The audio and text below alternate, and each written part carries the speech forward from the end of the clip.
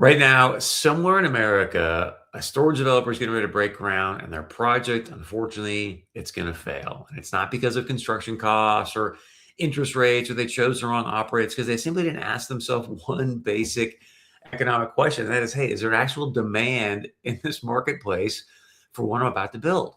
That is going to end today. Today, I'm going to give you an actual formula around demand to help you increase your returns, ideally, plus give you a greater margin of safety at storagedemandscore.com.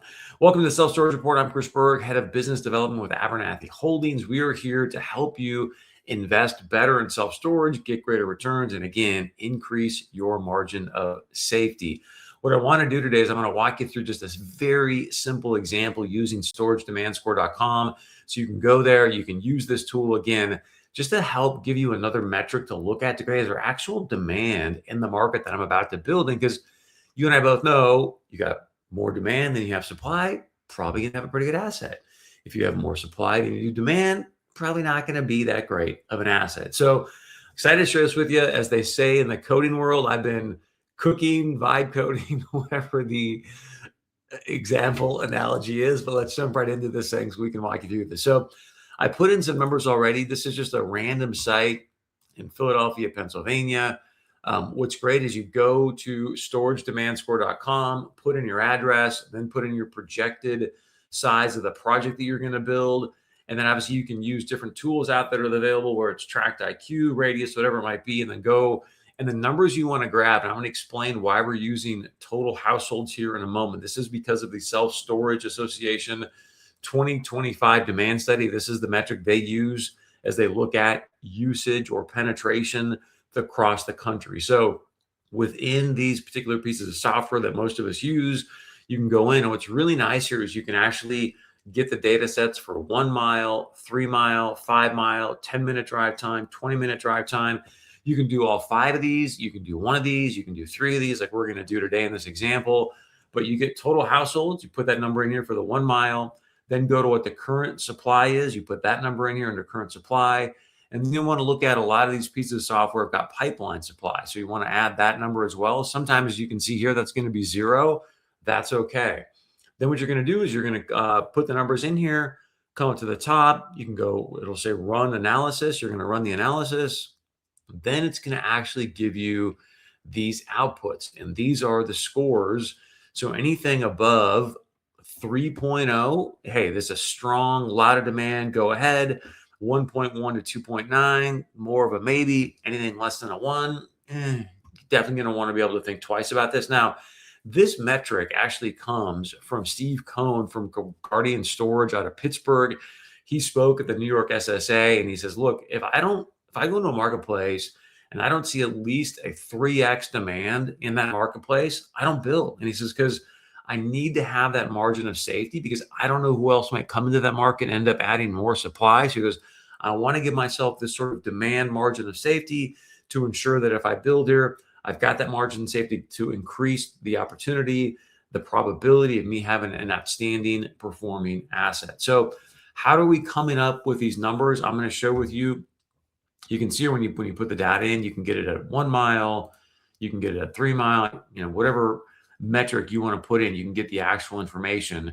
But I want to walk you through the formula so you understand how we're coming up and giving you this score. So to calculate demand in a marketplace, you're going to look at what the total number of households are. So within the 3 mile of this particular address in Philadelphia, households was 174,686.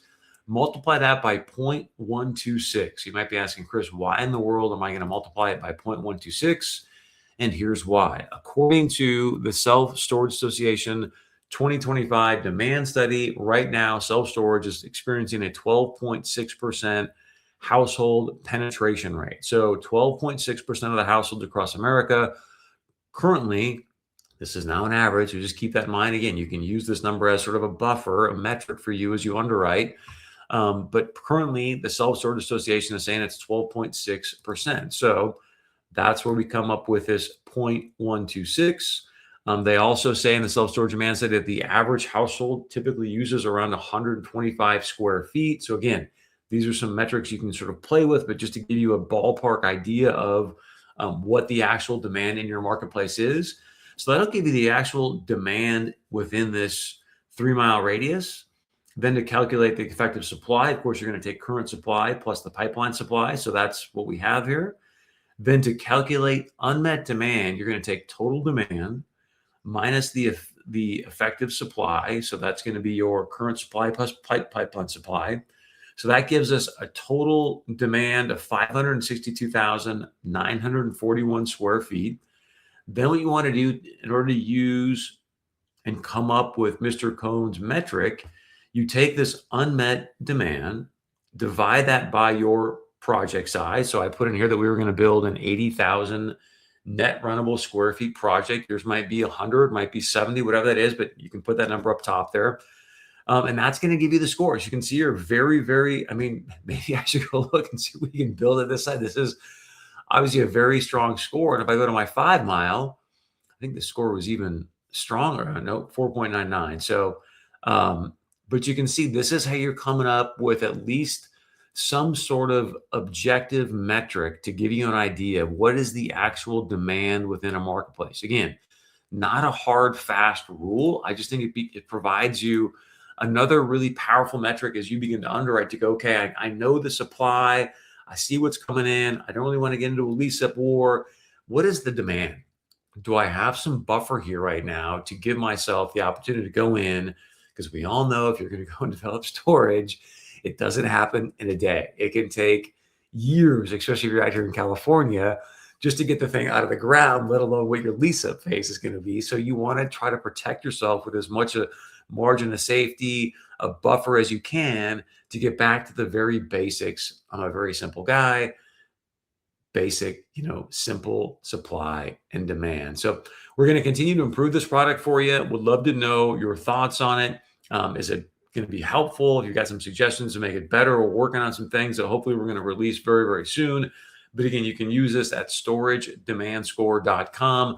Again, that's storagedemandscore.com. We're going to continue to cook, vibe code, and definitely excited to get your thoughts on this great tool.